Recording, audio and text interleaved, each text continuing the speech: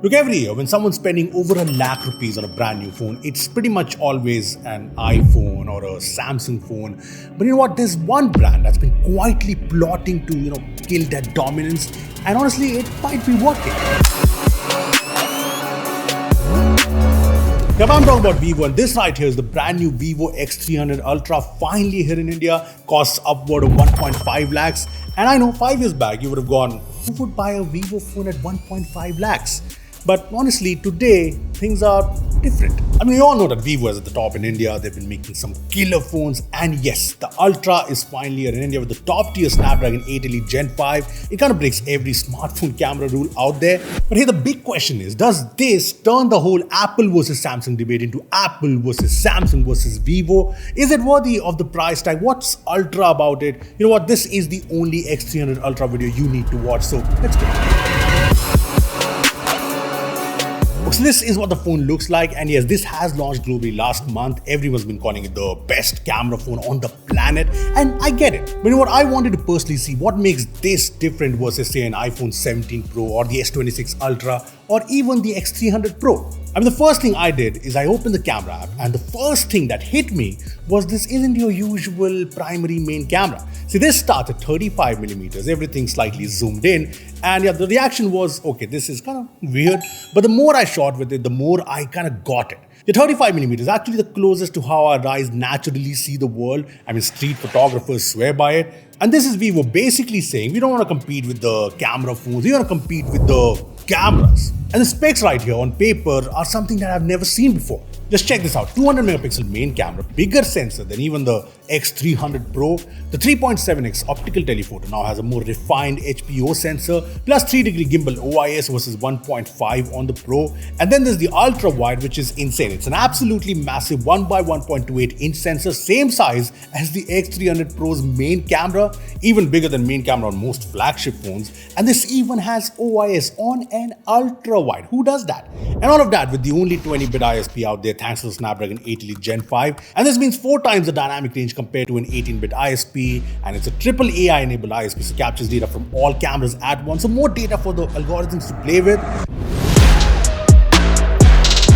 But here's what actually blew me away, and I was not expecting this. See, when you go to an Ultra phone from a Pro phone, you can expect slightly better details, slightly brighter low-light shots, slightly sharper everything, and that's how it usually goes. But who hurt Vivo? Because they completely changed the whole algorithm this time. You know, the whole aggressive sharpening we always see on Vivo phones, which is actually something a lot of people like too. Yeah, even the X300 Pro has it. That's just gone. The images are more natural, less processed, and somehow have more detail at the same time. So much so that if you show these photos to someone, they probably won't figure out it's from a phone. And no, I'm not overhyping this. And one of the reasons for that is the new refined mode. And this shoots like how a camera would. Yeah, no color boosting, no bloom, no aggressive HDR processing, just the photo exactly as it looked. I mean, this is actually more natural than the Zeiss Natural itself. And I know this sounds like just another feature they added to the app, but this is genuinely big. And photographers have been wanting exactly this from Vivo, the Vivo's insane camera hardware,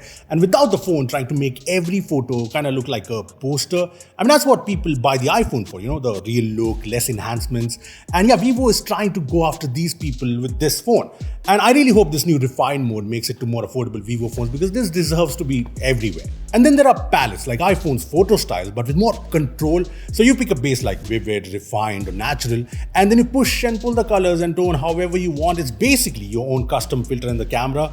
And if you go into advanced mode, you can even go deeper, set exactly how you want the exposure, the grain, the light, and yes, save it as a preset. So for me, I literally have a Rupesh mode now, which makes me look good. And yeah, you can even share these presets with other people. It's not just the main camera. I mean, the telephoto looks barely changed from last year, but check out the results. I mean, see this building I shot at 3.7x. The Ultra has more detail, also looks more natural. And as you keep pushing the zoom, 10x, 20x, the gap from the Pro just keeps widening. I mean, check out the shape, the contours. It doesn't even try to slap the whole AI texture and everything as aggressively. And by the time you're at 50x, 100x, the difference is very obvious. Just way more usable shots. Even portraits are a level up. actually two. The background blur, the edges, the skin tone, every single detail on the face you zoom in, no face brightening, no smoothing. I mean, just check this out versus the Pro. It just looks like it was shot on a DSLR and something you just can't expect from the more regular flagships. Now, it's generally low light where a phone's camera makes you realize it's still a phone camera, but there were moments shooting a night photo where I genuinely stopped and just stared at the photo, like just check out this picture. And then there's the packed ultra wide angle camera. It does exactly what you would expect. See, for sure, yes, colors are slightly different from the main lens, details are lower obviously, but still loads of it when you zoom in considering it's an ultra wide camera. And if the 35mm main camera ever feels too tight, you can always switch the ultra wide from 14 to 28mm, so you do have the control and option.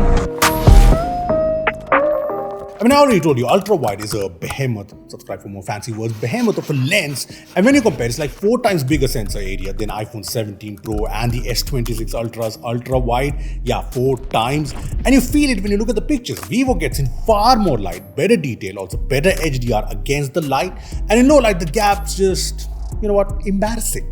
And that's everywhere, even in the main camera. I mean, I knew Vivo was gonna win this, but I didn't know it was gonna win with this margin. Like, check this photo, so much more detail, the text is a lot sharper, and the image just looks more real.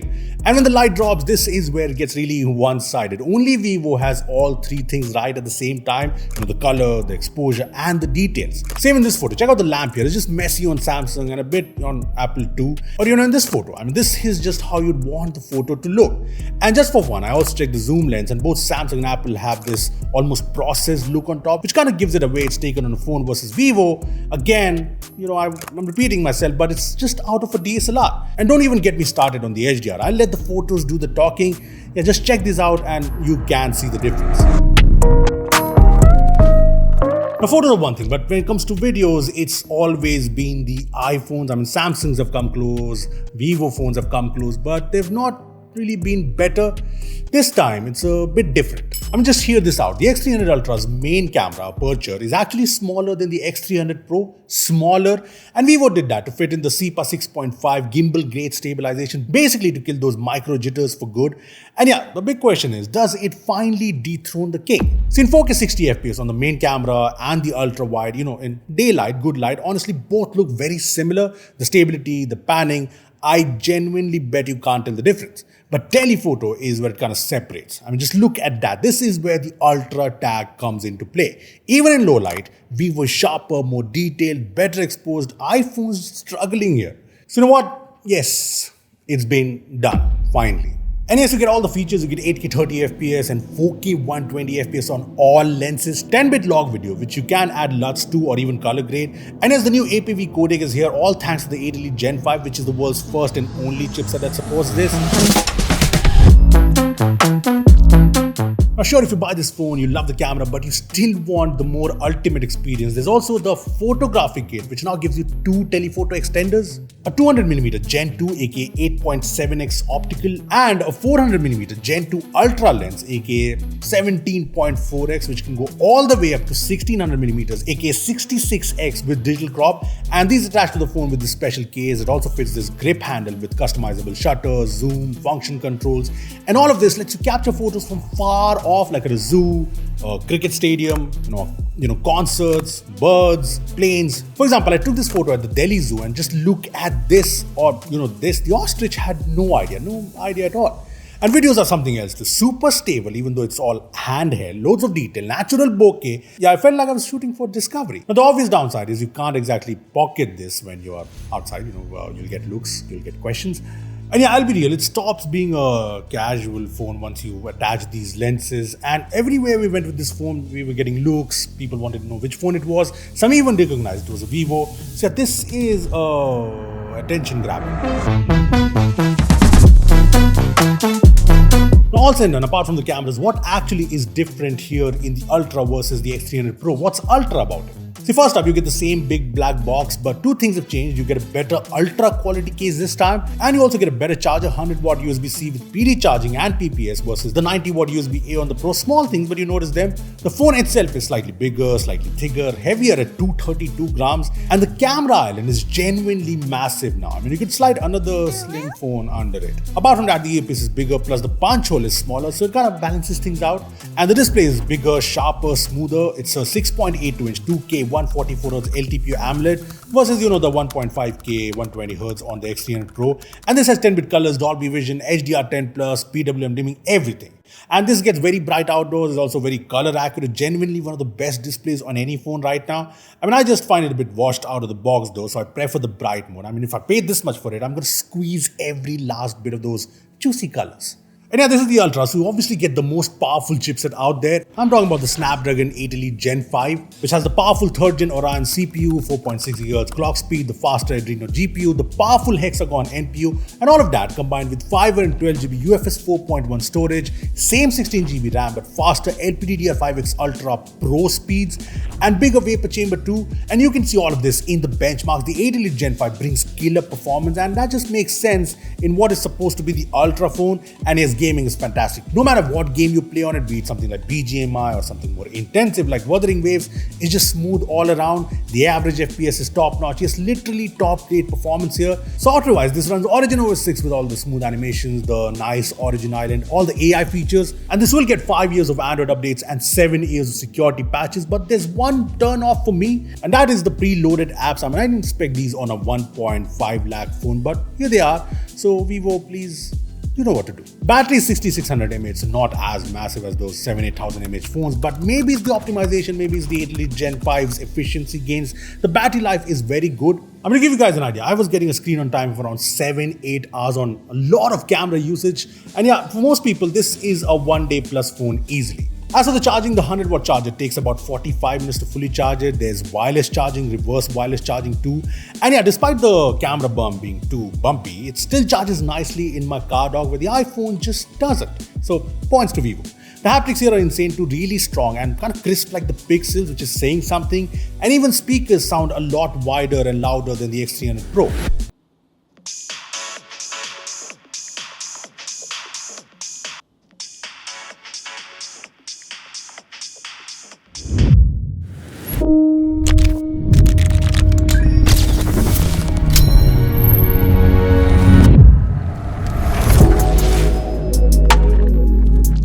So look, did Vivo just change the whole flagship game by launching the Ultra here in India? I mean, I think it did. I mean, this is actually good for India. Think about it, real boss cameras, top of the line hardware everywhere, be it the Snapdragon 8 Elite Gen 5 or the display or pretty much everything else, and honestly no real compromises. Yes, it's priced like a flagship, 1.6 lakhs for the 16, 5 and 12GB variant, almost 2 lakhs with the grip and the extender. And yes, this is obviously Samsung and Apple territory that Vivo's trying to breach, and I kind of like it. I mean, I personally want this to be a big success because one, it's a fantastic piece of hardware, and two, we need more flagships like this to wake up the competition. You know who they are. Anyway, that's my take on the Vivo X300 Ultra. And yeah, drop a comment on any questions you might have. We'll answer them. And yeah, this video took a lot of effort, so make sure to subscribe, make sure to hit that bell icon. And thanks for watching.